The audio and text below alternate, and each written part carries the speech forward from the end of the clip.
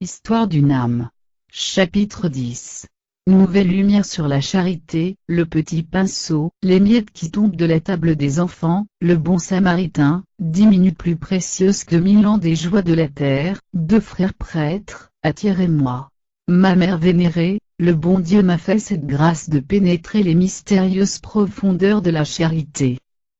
Si je pouvais exprimer ce que je comprends, vous entendriez une mélodie du ciel. Mais hélas, je n'ai que des bégaiements enfantins, et, si les paroles de Jésus ne me servaient d'appui, je serais tenté de vous demander la permission de me taire. Quand le divin maître me dit de donner à quiconque me demande, et de laisser prendre ce qui m'appartient sans le redemander, je pense qu'il ne parle pas seulement des biens de la terre, mais qu'il entend aussi les biens du ciel. D'ailleurs les uns et les autres ne sont pas à moi, j'ai renoncé au premier par le vœu de pauvreté, et les seconds me sont également prêtés par Dieu, qui peut me les retirer sans qu'il me soit permis de me plaindre. Mais les pensées profondes et personnelles, les flammes de l'intelligence et du cœur forment une richesse à laquelle on s'attache comme à un bien propre, auquel personne n'a le droit de toucher. Par exemple, si je communique à l'une de mes sœurs quelque lumière de mon oraison, et qu'elle la révèle ensuite comme venant d'elle-même, il semble qu'elle s'approprie mon bien, ou si l'on dit tout bas à sa voisine, pendant la récréation, une parole d'esprit et d'à propos et que celle-ci, sans en faire connaître la source, répète tout haut cette parole, cela paraît comme un vol à la propriétaire qui ne réclame pas, mais en aurait bien envie et saisira la première occasion pour faire savoir finement, qu'on s'est emparé de ses pensées. Ma mère, je ne pourrais vous expliquer aussi bien ces tristes sentiments de la nature, si je ne les avais éprouvés moi-même, et j'aimerais à me bercer de la douce illusion qui n'ont visité que moi, si vous ne m'aviez ordonné d'entendre les tentations des novices. J'ai beaucoup appris en remplissant la mission que vous m'avez confiée, surtout je me suis vu forcé de pratiquer ce que j'enseignais. Oui, maintenant je puis le dire, j'ai reçu la grâce de n'être pas plus attaché aux biens de l'esprit, et du cœur qu'à ceux de la terre. S'il m'arrive de penser et de dire une chose qui plaise à mes sœurs, je trouve tout naturel qu'elles s'en emparent comme d'un bien à elles. Cette pensée appartient à l'Esprit Saint et non pas à moi, puisque saint Paul assure que nous ne pouvons, sans cet esprit d'amour, donner à Dieu le nom de Père. 1 Romains 8, 15. Il est donc bien libre de se servir de moi pour donner une bonne pensée à une âme, et je ne puis croire que cette pensée soit ma propriété. D'ailleurs, si je ne méprise pas les belles pensées qui unissent à Dieu, j'ai compris, il y a longtemps, qu'il faut bien se garder de s'appuyer trop sur elles. Les inspirations les plus sublimes ne sont rien sans les œuvres. Il est vrai que d'autres âmes peuvent en retirer beaucoup de profit, si elles témoignent au Seigneur une humble reconnaissance de ce qui leur permet de partager le festin d'un de ses privilégiés, mais si celui-ci se complaît dans sa richesse, et fait la prière du pharisien, il devient semblable à une personne mourant de faim devant une table bien servie, pendant que tous ses invités y puisent une abondante nourriture et jettent peut-être un regard d'envie sur le possesseur de tant de trésors. Ah, comme il n'y a bien que le bon Dieu tout seul qui connaisse le fond des cœurs. Comme les créatures ont de courtes pensées. Lorsqu'elles voient une âme dont les lumières surpassent les leurs, elles en concluent que le divin maître les aime moins. Et depuis quand donc n'a-t-il plus le droit de se servir de l'une de ces créatures, pour dispenser à ses enfants la nourriture qui leur est nécessaire? Au temps de Pharaon, le Seigneur avait encore ce droit, car, dans l'Écriture, il dit à ce monarque, « Je vous ai élevé tout exprès pour faire éclater en vous ma puissance, afin que mon nom soit annoncé par toute la terre. » 2 Exode 9, 14. Les siècles ont succédé aux siècles, depuis que le Très-Haut prononça ces paroles, et sa conduite n'a pas changé. Toujours il s'est choisi des instruments parmi les peuples pour faire son œuvre dans les âmes. Si la toile peinte par un artiste pouvait penser et parler, certainement elle ne se plaindrait pas d'être sans cesse touchée et retouchée par le pinceau, elle n'envierait pas non plus le sort de cet objet, sachant que ce n'est point au pinceau, mais à l'artiste qui le dirige, qu'elle doit la beauté dont elle est revêtue. Le pinceau de son côté ne pourrait se glorifier du chef-d'œuvre exécuté par son moyen, car il n'ignorerait pas que les artistes ne sont jamais embarrassés, qu'ils se jouent des difficultés et se servent parfois, pour leur plaisir, des instruments les plus faibles, les plus défectueux. Ma mère vénérée, je suis un petit pinceau que Jésus a choisi pour peindre son image dans les âmes que vous m'avez confiées. Un artiste a plusieurs pinceaux, il lui en faut au moins deux. Le premier, qui est le plus utile, donne les teintes générales et couvre complètement la toile en fort peu de temps. L'autre, plus petit, sert pour les détails. Ma mère, c'est vous qui me représentez le précieux pinceau, que la main de Jésus tient avec amour, lorsqu'il veut faire un grand travail dans l'âme de vos enfants, et moi, je suis le tout petit qu'il daigne employer ensuite pour les moindres détails. La première fois que le divin maître saisit son petit pinceau, ce fut vers le 8 décembre 1892, je me rappellerai toujours cette époque comme un temps de grâce.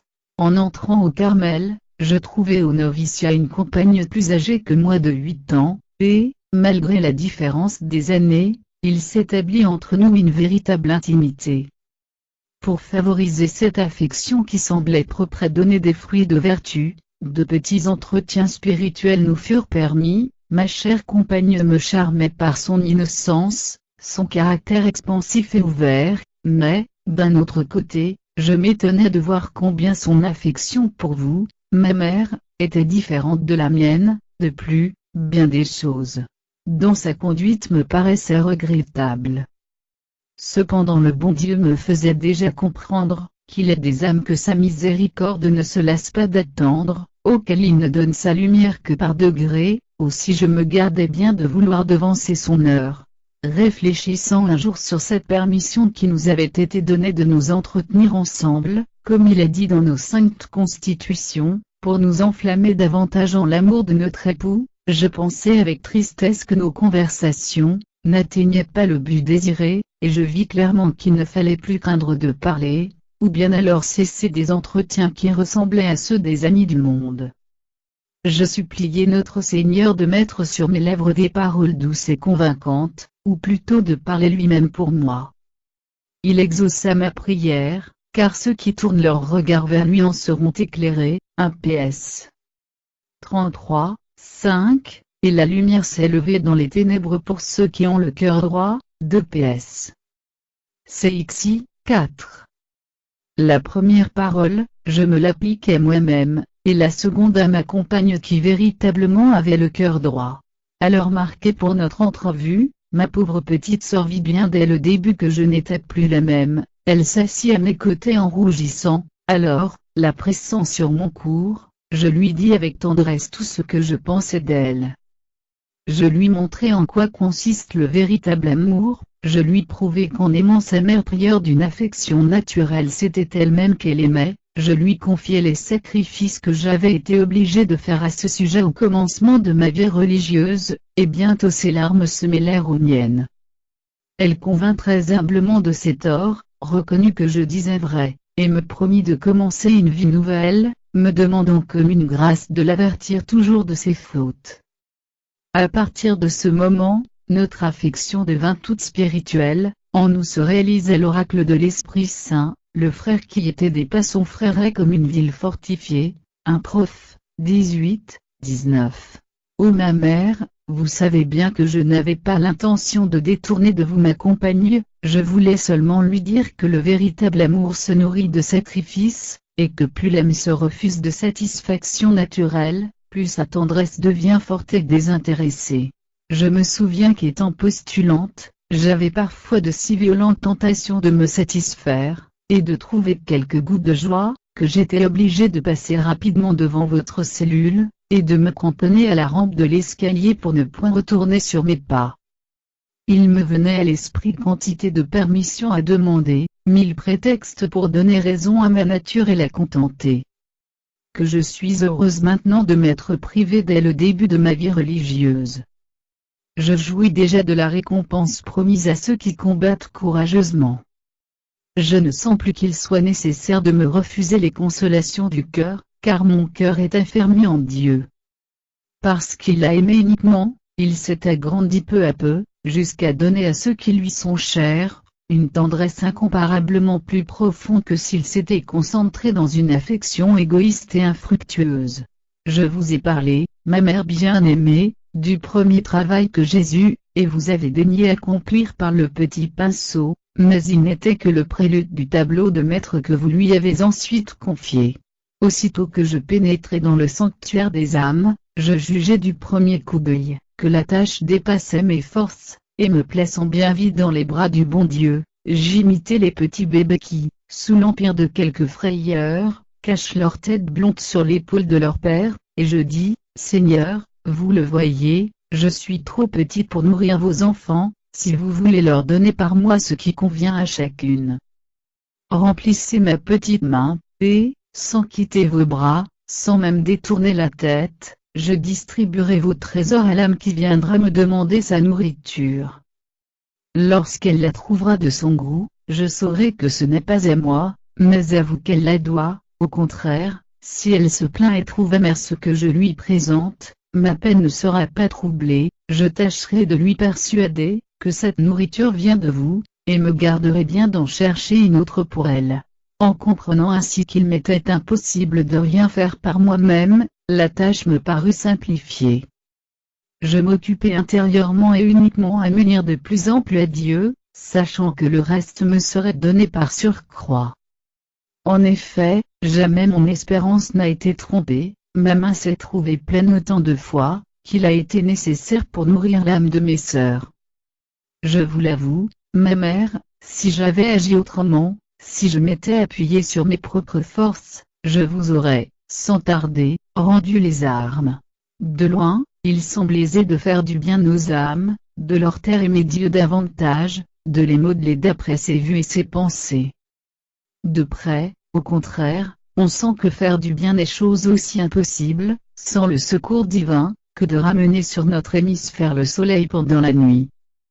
On sent qu'il faut absolument oublier ses goûts, ses conceptions personnelles et guider les âmes, non par sa propre voie, par son chemin à soi, mais par le chemin particulier que Jésus leur indique.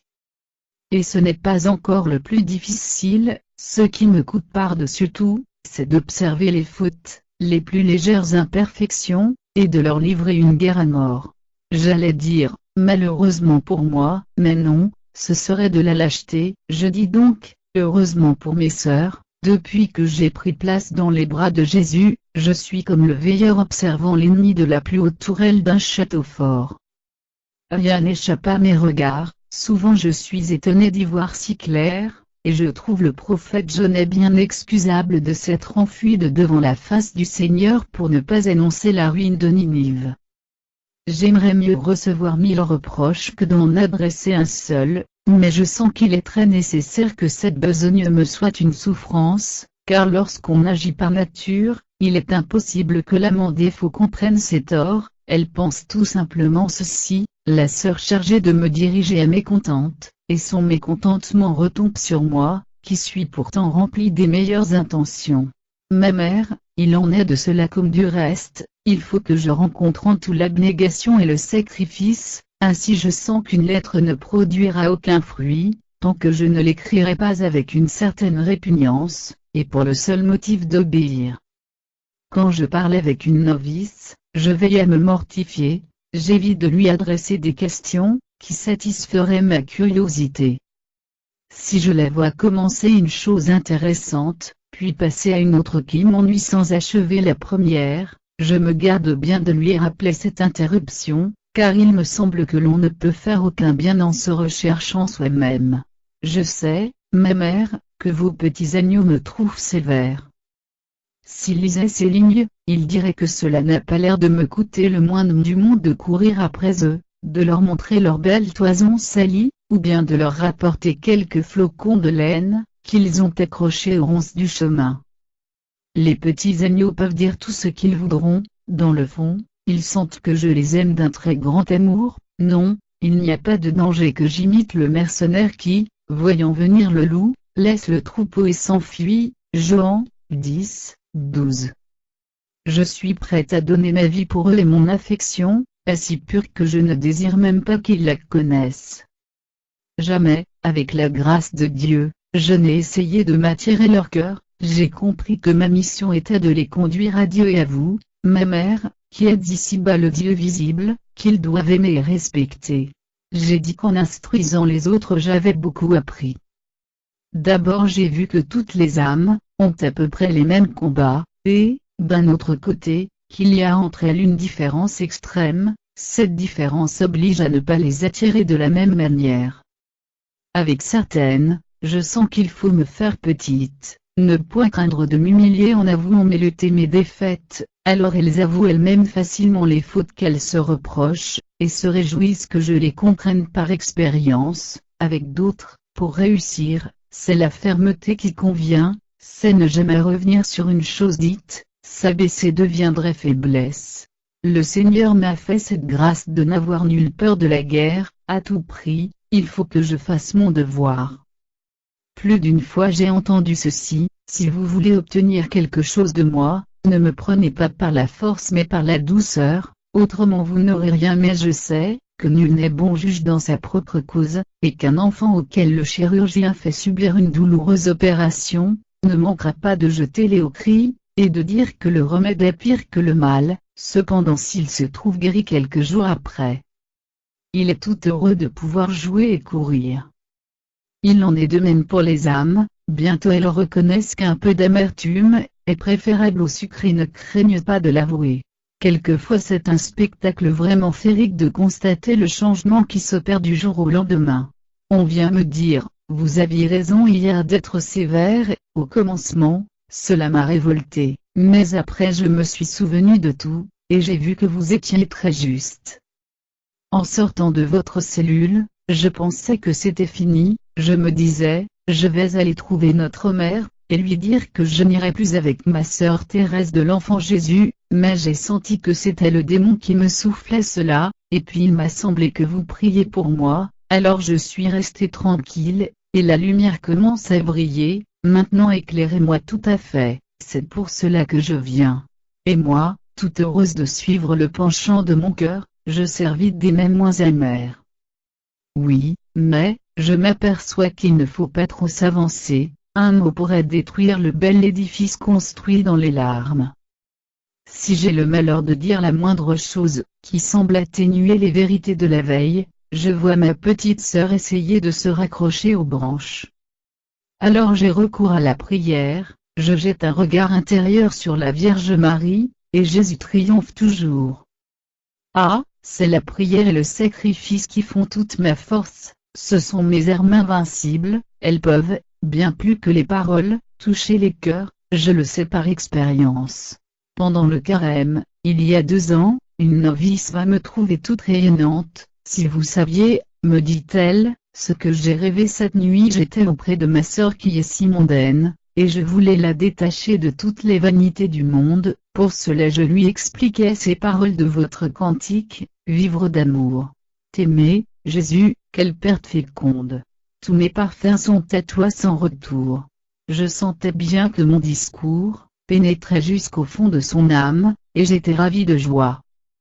Ce matin, je pense que le bon Dieu veut peut-être que je lui donne cette âme. Si je lui écrivais à Pâques pour lui raconter mon rêve, et lui dire que Jésus la veut pour son épouse. Qu'en pensez-vous? Je répondis simplement qu'elle pouvait bien en demander la permission. Comme le carême ne touchait pas à sa fin, vous avez été surprise, ma mère, d'une demande si prématurée, et, visiblement inspirée par le bon Dieu, vous avez répondu que les carmélites doivent sauver les âmes plutôt, par la prière que par des lettres. En apprenant cette décision, je dis à ma chère petite sœur, il faut nous mettre à l'œuvre, prions beaucoup, quelle joie si, à la fin du carême, nous étions exaucés, ô miséricorde infinie du Seigneur. À la fin du carême, une âme de plus se consacrait à Jésus. C'était un véritable miracle de la grâce, miracle obtenu par la ferveur d'une humble novice. Quelle est donc grande la puissance de la prière! On dirait une reine ayant toujours libre accès auprès du roi, et pouvant obtenir tout ce qu'elle demande. Il n'est point nécessaire, pour être exaucé, de lire dans un livre une belle formule composée pour la circonstance, s'il en était ainsi, que je serais à plaindre. En dehors de l'office divin que je suis heureuse, quoique bien indigne, de réciter chaque jour, je n'ai pas le courage de m'astreindre à chercher dans les livres de belles prières, cela me fait mal à la tête, il y en a tant. Et puis, elles sont toutes plus belles les unes que les autres. Ne pouvant donc les réciter toutes, et ne sachant lesquelles choisir, je fais comme les enfants qui ne savent pas lire, je dis tout simplement au bon Dieu ce que je veux lui dire, et toujours il me comprend. Pour moi, la prière c'est un élan du cœur, c'est un simple regard jeté vers le ciel, c'est un cri de reconnaissance et d'amour au milieu de l'épreuve comme au sein de la joie. Enfin c'est quelque chose d'élevé, de surnaturel, qui dilate l'âme et l'unit à Dieu. Quelquefois, lorsque mon esprit se trouve dans une si grande sécheresse, que je ne puis en tirer une seule bonne pensée, je récite très lentement un Pater ou un Ave Maria, ces prières seules me ravissent, elles nourrissent divinement mon âme et lui suffisent. Mais où en étais-je de mon sujet? Me voici de nouveau perdu dans un dédale de réflexion. Pardonnez-moi, ma mère, d'être si peu précise. Cette histoire, j'en conviens, est un écheveau bien embrouillé. Hélas, je ne saurais mieux faire, j'écris comme les pensées me viennent, je pêche au hasard dans le petit ruisseau de mon cœur, et je vous offre ensuite mes petits poissons comme ils se laissent prendre.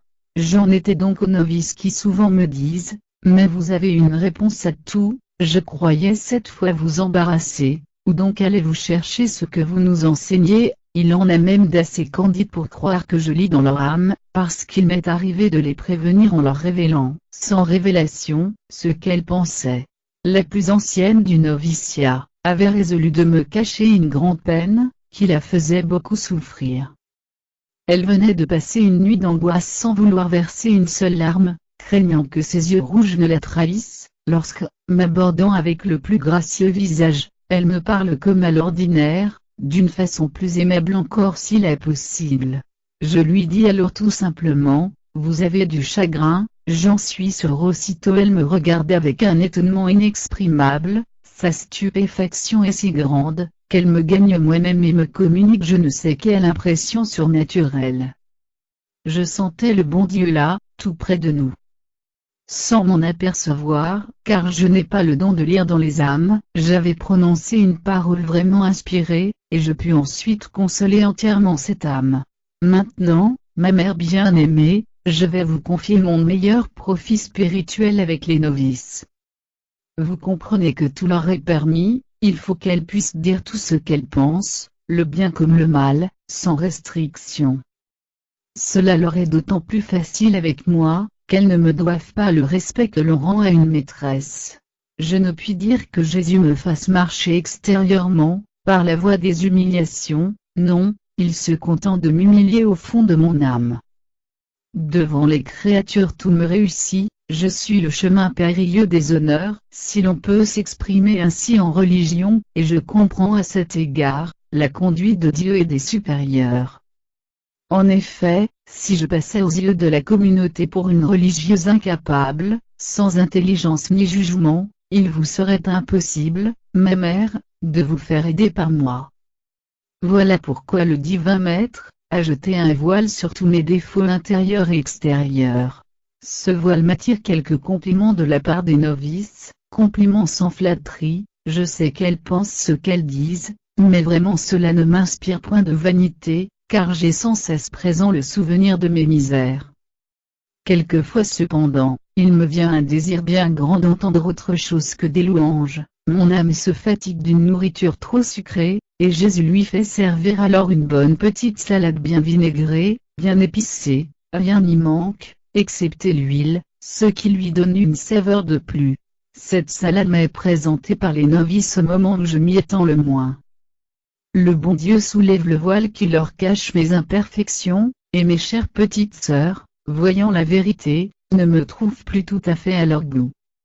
Avec une simplicité qui me ravit, elles me disent les combats que je leur donne, ce qui leur déplaît en moi, enfin elles ne se gênent pas plus que s'il était question d'une autre, sachant qu'elles me font un grand plaisir en agissant ainsi. Ah, vraiment c'est plus qu'un plaisir, c'est un festin délicieux qui comble mon âme de joie. Comment une chose qui déplaît tant à la nature, peut-elle donner un pareil bonheur? Si je ne l'avais expérimenté, je ne le pourrais croire.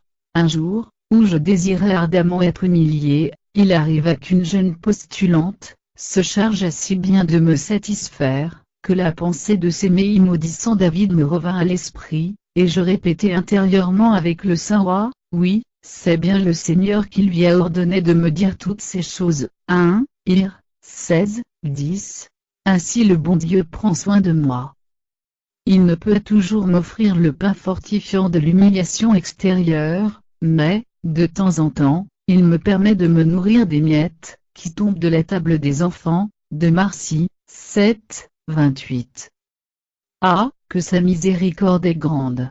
Mère bien-aimée, puisque j'essaie de chanter avec vous, dès ce monde cette miséricorde infinie, je dois encore vous faire part d'un réel profit, retiré comme tari d'autres de ma petite mission. Autrefois, lorsque je voyais une sœur agir d'une façon qui me déplaisait et paraissait contre la règle, je me disais, ah, si je pouvais donc l'avertir, lui montrer ses torts, que cela me ferait de bien. Mais en pratiquant le métier, j'ai changé de sentiment. Lorsqu'il m'arrive de voir quelque chose de travers, je pousse un soupir de soulagement. Quel bonheur, ce n'est pas une novice, je ne suis pas obligé de la reprendre. Puis je tâche bien vite d'excuser la coupable, et de lui prêter de bonnes intentions qu'elle a sans doute. Mère vénérée, les soins que vous me prodiguez pendant ma maladie, m'ont encore beaucoup instruite sur la charité. Aucun remède ne vous semble trop cher, et, s'il ne réussit pas, sans vous lasser vous essayez autre chose. Lorsque je vais en récréation, quelle attention ne faites-vous pas à me mettre à l'abri des moindres courants d'air.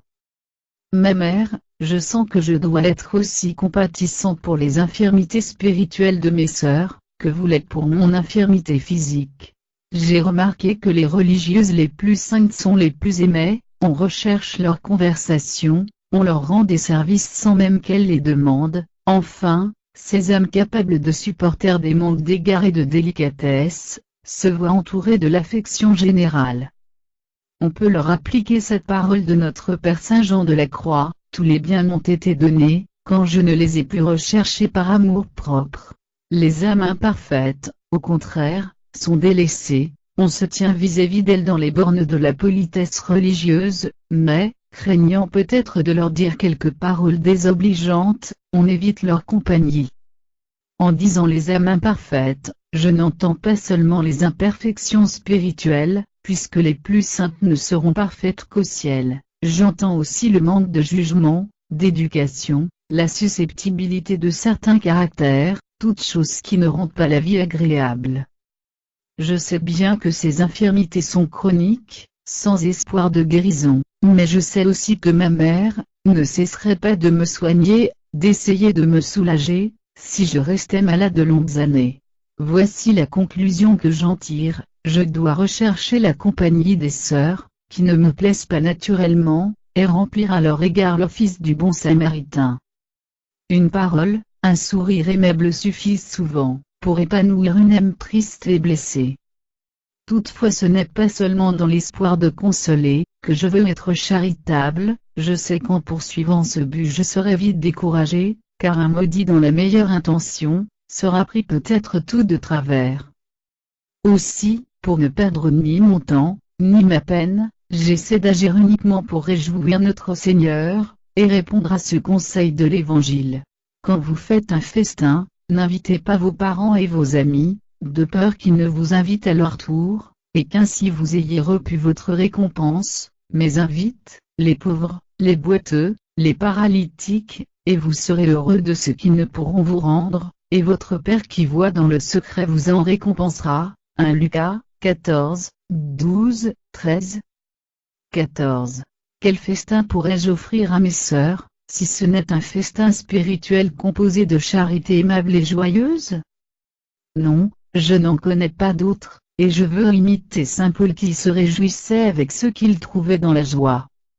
Il est vrai qu'il pleurait avec les affligés, et les larmes doivent quelquefois paraître dans le festin que je veux servir, mais toujours j'essaierai que les farines se changent en sourires, puisque le Seigneur aime ceux qui donnent avec joie. 2 Icor 9, 7. Je me souviens d'un acte de charité, que le bon Dieu m'inspira lorsque j'étais encore novice.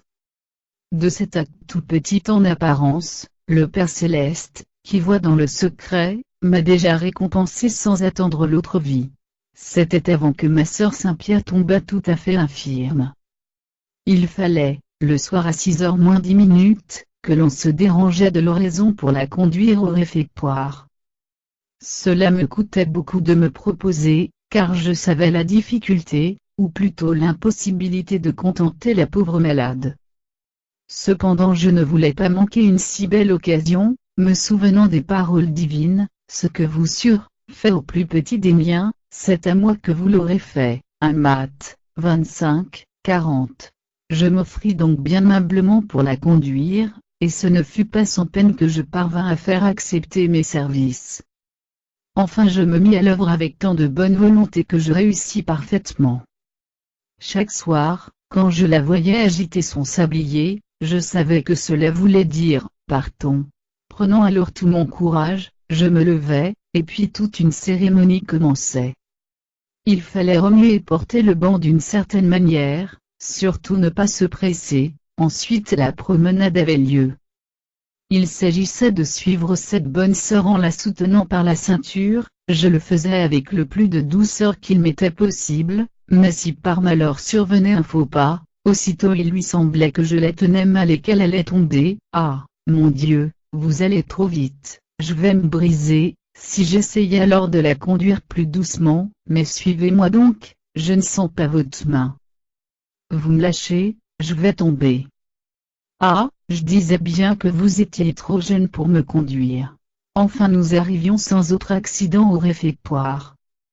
Là, surgissaient d'autres difficultés, je devais installer ma pauvre infirme à sa place et agir adroitement pour ne pas la blesser, ensuite relever ses manches, toujours d'une certaine manière, après cela je pouvais m'en aller.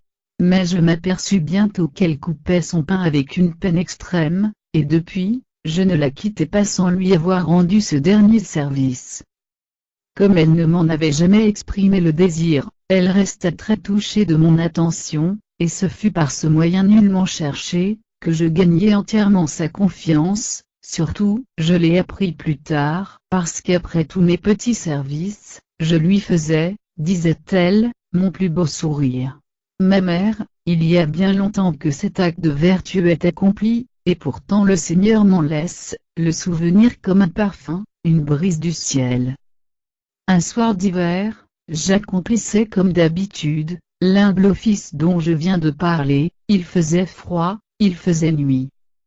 Tout à coup, j'entendis dans le lointain le son harmonieux de plusieurs instruments de musique, et je me représentai un salon richement meublé, éclairé de brillantes lumières, étincelant de dorures. Dans ce salon, des jeunes filles élégamment vêtues, recevant et prodiguant mille politesses mondaines. Puis mon regard se porta sur la pauvre malade que je soutenais. Au lieu d'une mélodie, j'entendais de temps à autre ces gémissements plaintifs. Au lieu de dorures, je voyais les briques de notre cloître austère à peine éclairées d'une faible lueur. Ce contraste impressionna doucement mon âme. Le Seigneur l'illuminait des rayons de la vérité qui surpassent tellement l'éclat ténébreux des plaisirs de la terre que, pour jouir 1000 ans de ces fêtes mondaines, je n'aurais pas donné les 10 minutes employées à mon acte de charité. Ah, si déjà dans la souffrance, au sein du combat, on peut goûter de semblables délices en pensant que Dieu nous a retirés du monde, que sera cela ou lorsque nous verrons, au milieu d'une gloire éternelle et d'un repos sans fin, la grâce incomparable qu'il nous a faite en nous choisissant pour habiter dans sa maison, véritable portique des cieux? Ce n'est pas toujours avec ces transports d'allégresse que j'ai pratiqué la charité, mais, au commencement de ma vie religieuse, Jésus voulut me faire sentir combien il est doux de le voir dans l'âme de ses épouses. Aussi, lorsque je conduisais ma sœur Saint-Pierre, c'était avec tant d'amour, qu'il m'eût été impossible de mieux faire, si j'avais conduit notre Seigneur lui-même. La pratique de la charité ne m'a pas toujours été si douce, je vous le disais à l'instant, ma mère chérie. Pour vous le prouver, je vais vous raconter, entre bien d'autres, quelques-uns de mes combats. Longtemps, à leur raison, je ne fus pas éloigné d'une sœur qui ne cessait de remuer, ou son chapelet, ou je ne sais quelle autre chose. Peut-être n'y avait-il que moi à l'entendre, car j'ai l'oreille extrêmement fine, mais dire la fatigue que j'en éprouvais serait chose impossible. J'aurais voulu tourner la tête pour regarder la coupable et faire cesser son tapage, cependant au fond du cœur, je sentais qu'il valait mieux souffrir cela patiemment, pour l'amour du bon Dieu d'abord, et puis aussi pour éviter une occasion de peine. Je restais donc tranquille, mais parfois la sœur m'inondait, et j'étais obligé de faire simplement une raison de souffrance. Enfin je cherchais le moyen de souffrir avec paix et joie, au moins dans l'intime de l'âme, alors je tâchais d'aimer ce petit bruit désagréable. Au lieu d'essayer de ne pas l'entendre, chose impossible, je mettais mon attention à le bien écouter, comme s'il eût été un ravissant concert, et mon oraison, qui n'était pas celle de quiétude, se passait à offrir ce concert à Jésus. Une autre fois, je me trouvais à la buanderie devant une sœur qui, tout en lavant les mouchoirs, me lançait de l'eau sale à chaque instant. Mon premier mouvement fut de me reculer en m'essuyant le visage, afin de montrer à celle qui m'aspergeait de la sorte qu'elle me rendrait service en se tenant tranquille, mais aussitôt je pensais que j'étais bien sotte de refuser des trésors que l'on m'offrait si généreusement, et je me gardais bien de faire paraître mon ennui. Je fis tous mes efforts, au contraire, pour désirer recevoir beaucoup d'eau sale, si bien qu'au bout d'une demi-heure, j'avais vraiment pris goût à ce nouveau genre d'aspersion, et je me promis de revenir, autant que possible à cette place fortunée où l'on servait gratuitement tant de richesses. Ma mère, vous voyez que je suis une très petite âme, qui ne peut offrir au bon Dieu que de très petites choses, encore m'arrive-t-il souvent de laisser échapper ces petits sacrifices qui donnent tant de paix au cœur, mais cela ne me décourage pas, je supporte d'avoir un peu moins de paix, et je tâche d'être plus vigilante une autre fois. Ah, que le Seigneur me rend heureuse! Qu'il est facile et doux de le servir sur la terre. Oui, toujours, je le répète, il m'a donné ce que j'ai désiré, ou plutôt il m'a fait désirer ce qu'il voulait me donner. Ainsi, peu de temps avant ma terrible tentation contre la foi, je me disais, vraiment, je n'ai pas de grande peine extérieure, et, pour en avoir d'intérieure, il faudra que le bon Dieu change ma voie, je ne crois pas qu'il le fasse. Pourtant je ne puis toujours vivre ainsi dans le repos. Quel moyen donc trouvera-t-il? La réponse ne se fit pas attendre, elle me montra que celui que j'aime, n'a jamais à court de moyens, car, sans changer mes voies, il me donna cette grande épreuve, qui va mêler bientôt une salutaire amertume à toutes mes douceurs. Ce n'est pas seulement lorsqu'il veut m'envoyer des épreuves, que Jésus le fait pressentir et désirer. Depuis bien longtemps je gardais un désir qui me paraissait irréalisable, celui d'avoir un frère prêtre. Je pensais souvent que, si mes petits frères ne s'étaient pas envolés au ciel, j'aurais eu le bonheur de les voir monter à l'autel, ce bonheur je le regrettais. Et voilà que le bon Dieu, dépassant mon rêve, puisque je désirais seulement un frère prêtre qui, chaque jour, pensa à moi au Saint-Autel, m'a uni par les liens de l'âme à deux de ses apôtres. Je veux, ma mère bien-aimée, vous raconter en détail comment le divin maître combla mes vœux. Ce fut notre mère Sainte Thérèse, qui m'envoya pour bouquet de fête, en 1895, mon premier frère. C'était un jour de lessive, j'étais bien occupé de mon travail, lorsque Mère Agnès de Jésus, alors prieure, me prit à l'écart et me lut une lettre d'un jeune séminariste, lequel, inspiré disait-il par Sainte Thérèse, demandait à une sœur qui se dévoua spécialement à son salut, et au salut des âmes dont il s'occuperait dans la suite, il promettait d'avoir toujours un souvenir pour celle qui deviendrait sa sœur, quand il pourrait offrir le saint sacrifice. Et je fus choisie pour devenir la sœur de ce futur missionnaire. Ma mère, je ne saurais vous dire mon bonheur. Mon désir, ainsi comblé d'une façon inespérée, fit naître dans mon cœur une joie que j'appellerai enfantine, car il me faut remonter au jour de mon enfance pour trouver le souvenir de ces joies, si vives que l'âme est trop petite pour les contenir. Jamais, depuis des années, je n'avais goûté ce genre de bonheur, je sentais que de ce côté mon âme était neuve, comme si l'on eût touché en elle des cordes musicales restées jusque-là dans l'oubli. Comprenant les obligations que je m'imposais, je me mis à l'œuvre, essayant de redoubler de ferveur, et j'écrivis de temps à autre quelques lettres à mon nouveau frère.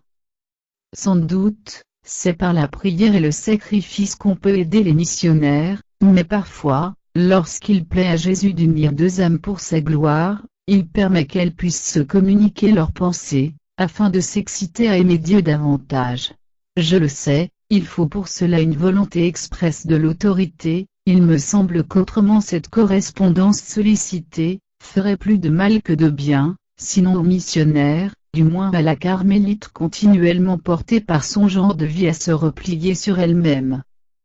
Au lieu de l'unir au bon Dieu, cet échange de lettres, même éloigné, lui occuperait inutilement l'esprit, elle s'imaginerait peut-être faire des merveilles, et réellement ne ferait rien du tout que de se procurer, sous couleur de zèle, une distraction superflue.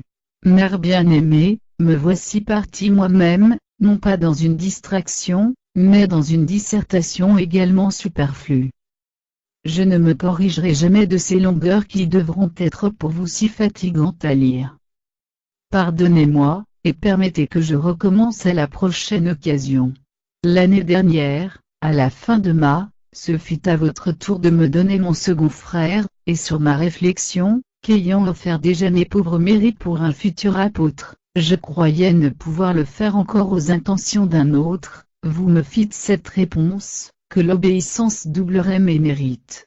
Dans le fond de mon âme je pensais bien cela, et, puisque le zèle d'une carmélite doit embrasser le monde, j'espère même, avec la grâce de Dieu, être utile à plus de 2 missionnaires. Je prie pour tous, sans laisser de côté les simples prêtres, dont le ministère est aussi difficile parfois, que celui des apôtres prêchant les infidèles. Enfin je veux être fille de l'Église, comme notre mère Sainte Thérèse, et prier à toutes les intentions du vicaire de Jésus-Christ. C'est le but général de ma vie. Mais, comme je me serais unie spécialement au couvre de mes petits frères chéris s'ils eussent vécu, sans délaisser pour cela les grands intérêts de l'Église qui embrasse l'univers, ainsi je reste particulièrement unie au nouveau frère que Jésus m'a donné. Tout ce qui m'appartient appartient à chacun d'eux, je sens que Dieu est trop bon, trop généreux pour faire des partages, il est si riche qu'il donne sans mesure ce que je lui demande, bien que je ne me perde pas en de longues énumérations.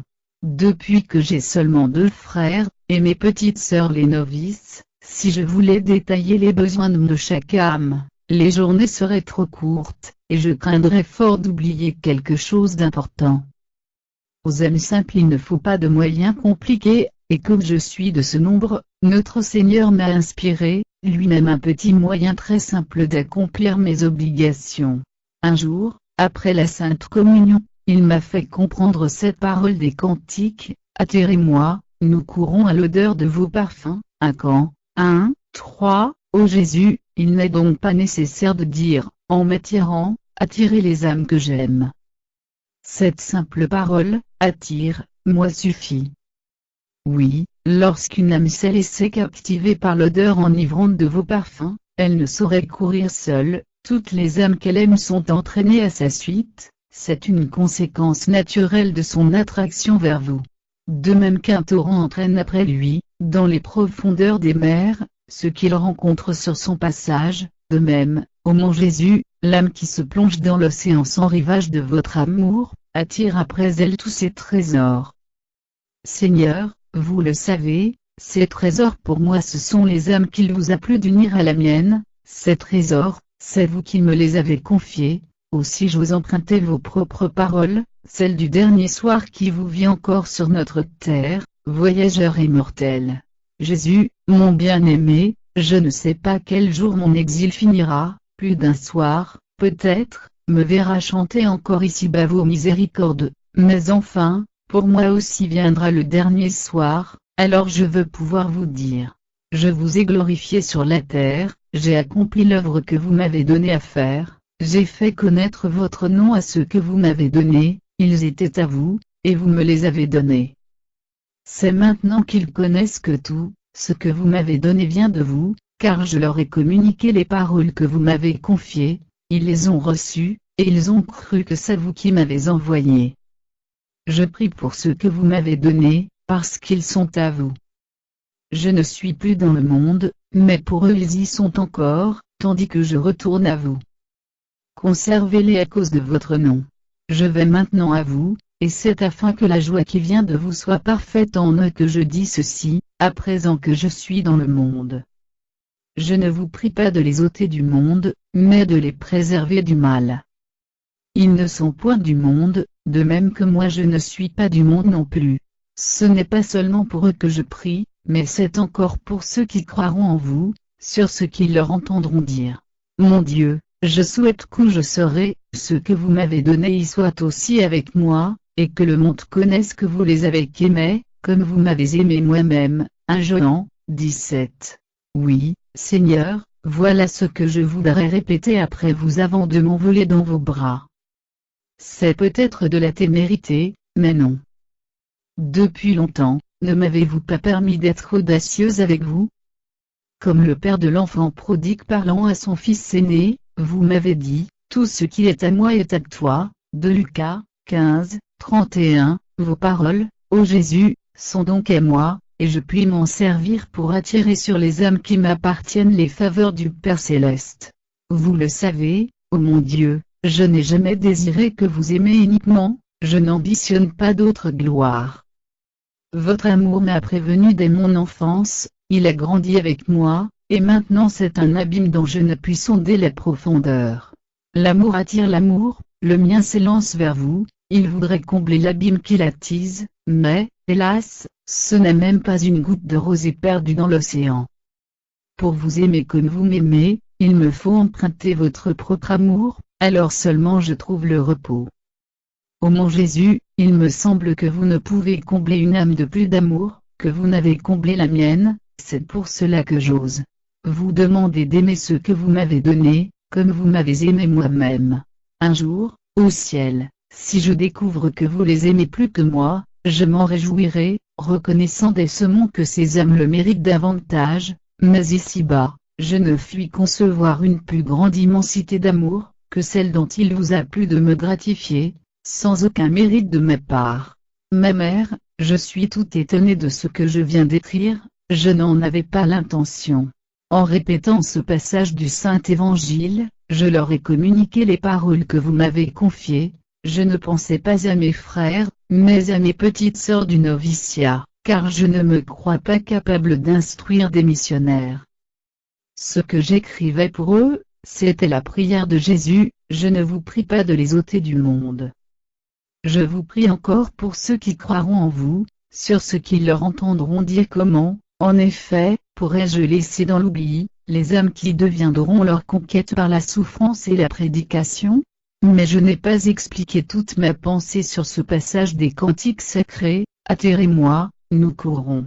Personne, a dit Jésus, ne peut venir après moi si mon Père qui m'a envoyé ne l'attire. Jean 6, 44. Ensuite il nous enseigne qu'il suffit de frapper pour se faire ouvrir, de chercher pour trouver, et de tendre humblement la main pour recevoir.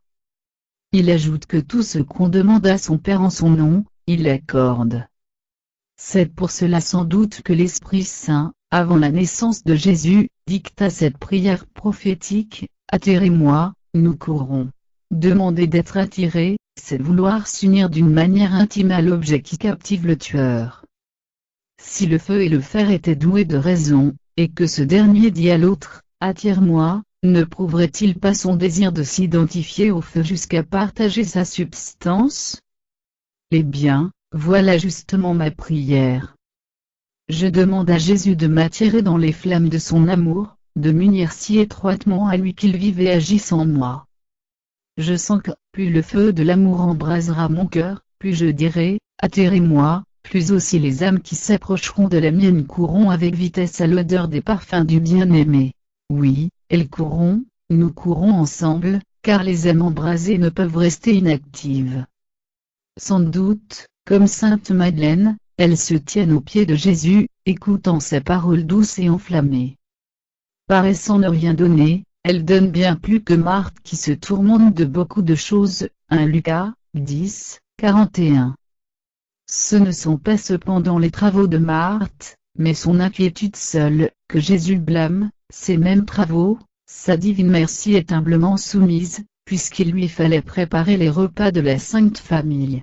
Tous les saints ont compris cela, et plus particulièrement peut-être ceux qui remplirent l'univers de l'illumination de la doctrine évangélique. N'est-ce pas dans l'oraison que saint Paul, saint Augustin, saint Thomas d'Aquin, saint Jean de la Croix, sainte Thérèse et tant d'autres amis de Dieu, ont puisé cette science admirable, qui ravit les plus grands génies? Un savant l'a dit, donnez-moi un point d'appui et, avec un levier, je soulèverai le mont. Ce qu'Archimède n'a pu obtenir, les saints l'ont reçu pleinement. Le Tout-Puissant leur a donné un point d'appui, lui-même, lui seul. Pour levier, l'oraison qui embrase d'un feu d'amour, et c'est ainsi qu'ils ont soulevé le monde, c'est ainsi que les saints encore militants, le soulèvent et le soulèveront jusqu'à la fin des temps. Ma mère chérie, il me reste à vous dire ce que j'entends par l'odeur des parfums du bien-aimé. Puisque Jésus est remonté au ciel, je ne puis le suivre qu'aux traces qu'il a laissées. Ah, que ces traces sont lumineuses, qu'elles sont divinement embaumées. Je n'ai qu'à jeter les yeux sur le Saint Évangile aussitôt, je respire le parfum de la vie de Jésus, et je sais de quel côté courir. Ce n'est pas à la première place, mais à la dernière que je m'élance. Je laisse le pharisien monter, et je répète, rempli de confiance, l'humble prière du public. Ah, surtout, j'imite la conduite de Madeleine, son étonnante ou plutôt son amoureuse audace, qui charme le cœur de Jésus, séduit le mien. Ce n'est pas parce que j'ai été préservé du péché mortel, que le m'élève à Dieu par la confiance et l'amour. Ah, je le sens, quand même j'aurai sur la conscience tous les crimes qui se peuvent commettre, je ne perdrai rien de ma confiance, j'irai, le cœur brisé de repentir, me jeter dans les bras de mon Sauveur. Je sais qu'il chérit l'enfant prodigue, j'ai entendu ces paroles à Sainte Madeleine, à la femme adultère, à la Samaritaine. Non, personne ne pourrait m'effrayer, car je sais à quoi m'en tenir sur son amour et sa miséricorde. Je sais que toute cette multitude d'offenses s'abîmerait en un clin d'œil, comme une goutte d'eau jetée dans un brasier ardent. Il est rapporté dans la vie des pères du désert, que l'un d'eux convertit une pécheresse publique, dont les désordres scandalisaient une contrée entière. Cette pécheresse, touchée de la grâce, suivait le saint dans le désert pour y accomplir une rigoureuse pénitence, quand, la première nuit du voyage, avant même d'être rendu au lieu de sa retraite, ses liens mortels furent brisés par l'impétuosité de son repentir plein d'amour, et le solitaire vit, au même instant, son âme portée par les anges dans le sein de Dieu. Voilà un exemple bien apparent de ce que je voudrais dire, mais ces choses ne peuvent s'exprimer,